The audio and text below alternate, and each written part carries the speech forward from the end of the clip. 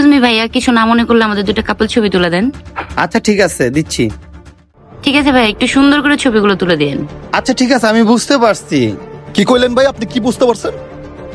আসলে ভাই আমি একজন প্রফেশনাল ক্যামেরাম্যান, আর উনি যখন বলছে ভালো করে ছবি তুলতে, তাই কিভাবে ছবি তুলতে হবে এটার জন্য ওনাকে আমি বলছি হ্যাঁ আমি বুঝতে পারছি।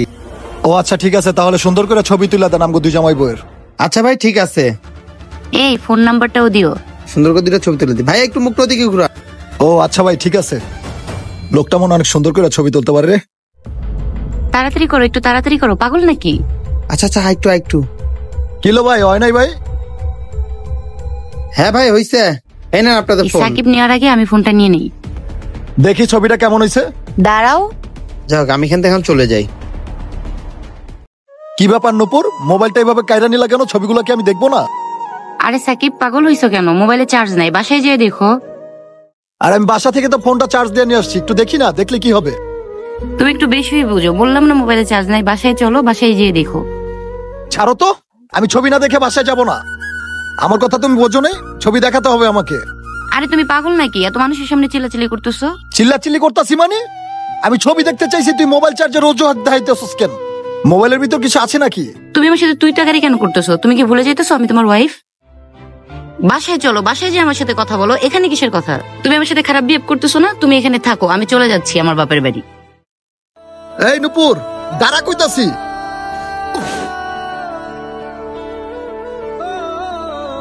মেয়েটা এদিকে আসবে, দাঁড়া এখানে। হাই। হাই। তুমি আসছো? আরে তোমাকে ভালো লাগছে দেখেই তো আসলাম। হ্যাঁ আমি বুঝতে পারছি, এই জন্য তো ইশারায় আমার নাম্বারটা তুমি চাইছো। আচ্ছা বাই দ্য ওয়ে, ওই লোকটা কি তোমার হাজবেন্ড ছিল? হ্যাঁ, ও আমার হাজবেন্ড ছিল। ওর সাথে আমার বাবা মা আমাকে জোর করে বিয়ে দিয়ে দিছে।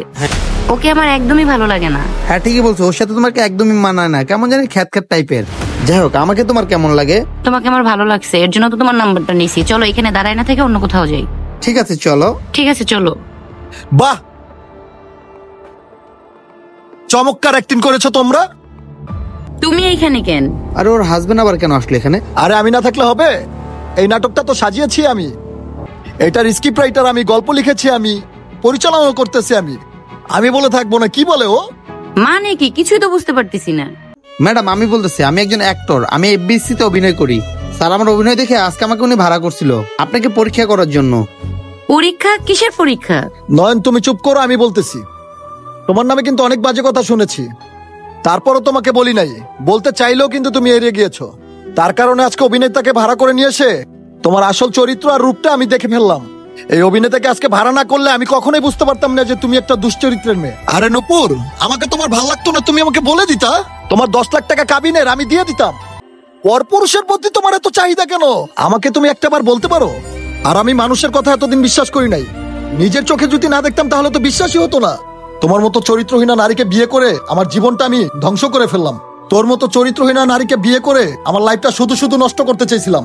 এখন আমার কেরিয়ার পড়ে আছে, তোমার থেকে ভালো ডিজার্ভ করি। তোমার মতো মেয়ে আমার যোগ্য না। স্যার কিছু মনে না করলে আমার পেমেন্টটা দিলে আমি চলে যেতাম। আপনার পেমেন্টটা জামান ভাইয়ের কাছে দেওয়া হয়ে গেছে, আপনি চলে যান, আপনি টেনশন করেন না। ঠিক আছে স্যার।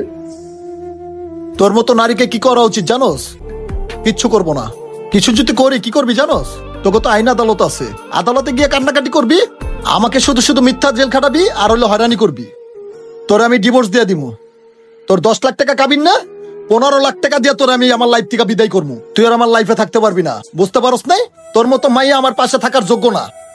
সাকিব প্লিজ আমার কথা শুনো, আমাকে মাফ করে দাও। তোর কোনো মাপ নাই। আমার সাথে এমন করো না প্লিজ। তোর কোনো মাপ নাই বললাম না? তোর আমি অনেক বুঝাইছি, তুই বুঝস নাই। পাও ছাড়। সাকিব দাঁড়াও, আমার কথা শুনো। বন্ধুরা, সমাজে এমনও নারী এমনও পুরুষ আছে যারা টাকাকে ভালোবাসে, মানুষকে না। তাই বলছে এই ভিডিওটা ভালো লেগে থাকলে অবশ্যই টাইমলাইনে পাঠিয়ে দেবেন। ধন্যবাদ সবাইকে ভিডিও দেখার জন্য। নতুন কেউ থাকলে অবশ্যই লাইক শেয়ার কমেন্ট করতে ভুলবেন না।